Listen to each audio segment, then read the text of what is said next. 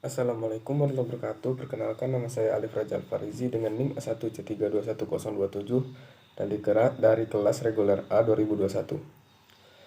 Rukun Islam terbagi menjadi 3, yaitu yang pertama beramal soleh, yang kedua makrifat, yang ketiga marakabah.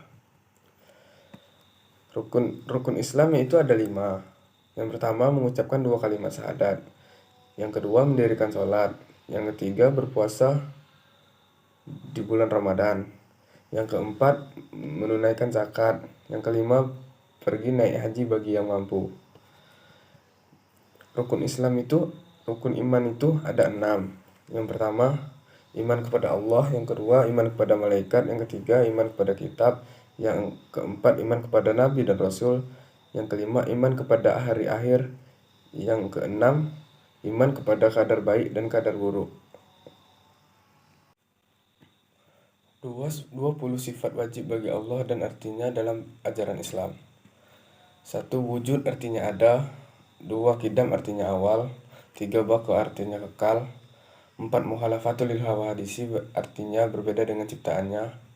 5. Qiyamuhu binafsihi artinya berdiri sendiri dan tidak tergantung pada siapapun. 6. Wahdaniyah artinya esa atau tunggal. 7. Kodrat artinya berkuasa atas segala sesuatu. 8. Iradat artinya berkehendak. 9. Ilmu artinya maha mengetahui. 6. Hayat artinya maha hidup. 11. Sama artinya maha mendengar. 12. Basar artinya melihat. 13. Kalam artinya berfirman. 14. Qadiran artinya berkuasa. 15. Muridan artinya berkehendak. 16. Aliman artinya mengetahui. 17. Hayan artinya hidup. 18. Sami'an artinya mendengar.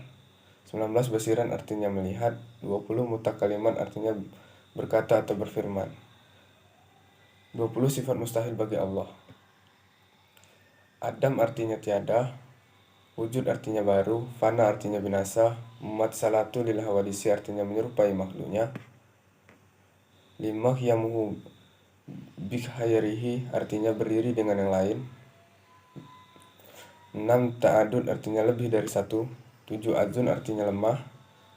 8. Karahan artinya terpaksa.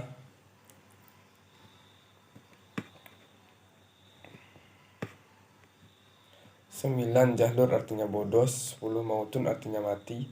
11. Samamun artinya tuli. 12. Umyun artinya buta. 13. Bu'mun artinya bisu. 14. Kaunuhu ajizan artinya zat yang lemah. 15. Kaunuhu karihan artinya zat yang terpaksa. 16. Kaunuhu jahilan artinya zat yang bodoh. 17. Kaunuhu mayitan artinya zat yang mati. Kaunuhu as-sahama artinya zat yang tuli. 19. Kaunuhu amma artinya zat yang buta. 20. Kaunuhu abkama artinya zat yang bisu.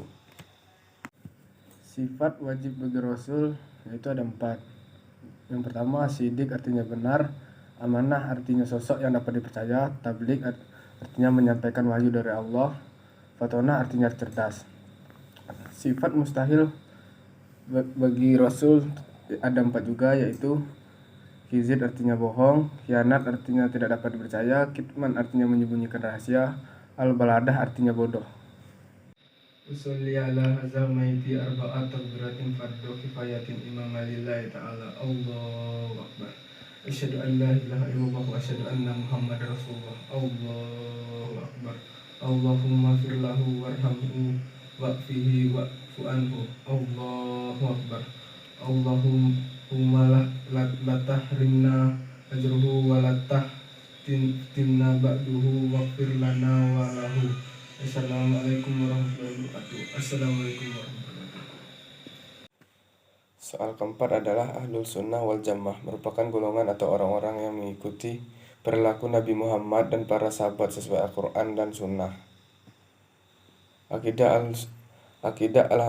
Ahlul Sunnah wal Jamaah adalah akidah yang bisa dipertanggungjawabkan kebenaran perilaku agamanya kepada Al-Quran dan hadis. Tujuan akidah Ahlul Sunnah wal Jamaah Adanya ajaran akidah tentunya memiliki tujuan untuk kebaikan umat manusia. Dikaitkan dari buku Mudah Belajar Akidah Islam oleh Ibu Abu Hilyah. Berikut tujuan ilmu akidah untuk umat Islam. Memurnikan niat dan ibadah hanya kepada Allah Ta'ala semata. Memerdekakan akal dan pikiran, karena ketika seorang tidak memiliki akidah, ia akan menyekutukan Allah. Menenangkan jiwa dan pikiran, memiliki keteguhan dalam menghadapi setiap masalah. Membangun umat yang kuat, sebab umat yang memiliki akidah kuat akan selalu menegakkan agamanya bila terjadi sesuatu hal yang tidak diharapkan. Agama yaitu suatu sistematika yang mengatur seorang atas kepercayaan cara peribadatan kepada Tuhan Yang Maha Esa, serta pandangan terhadap tatanan kehidupan yang baik. Adapun ilmu pengetahuan yaitu suatu usaha untuk mengamati, menyelidiki, dan menemukan hal menggunakan kekuatan pikiran secara kritis oleh setiap orang yang ingin tahu. Dalam artian sempit, ilmu pengetahuan mencakup sadar ilmu tentang alam. Namun nyatanya dalam bersosialisasi dan beragama pun bersumber dari ilmu pengetahuan. Secara singkat, hubungan antara ilmu pengetahuan dan agama yaitu ilmu pengetahuan yang kerap membuktikan kebenaran agama, dan ilmu pengetahuan dan agama adalah sebuah sinergi.